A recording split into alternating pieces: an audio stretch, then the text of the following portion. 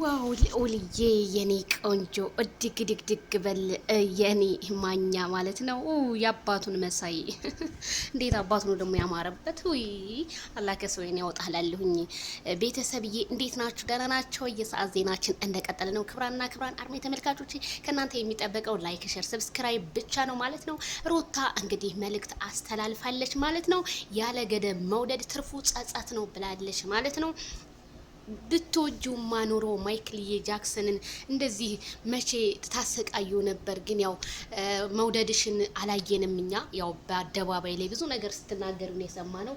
አሁን እንግዲህ ጸጸት ተመልሶ ጸጸትሽን ልመልሰው ብትዩ እንዴት ይመለሳል? በፍጹም አይመለስም። ሩታና ተጸጽቻለሁ እያለች ነው።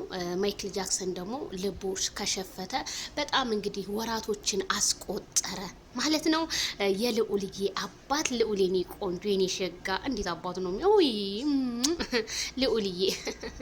አይ ይሄ መሳምማ በሄርሜላ ብቻና በማይክል ጃክሰን ይብቃ። እና ቤተሰብዬ ሩታዬ እንግዲህ ተጸጽቻለሁ እያለች ነው።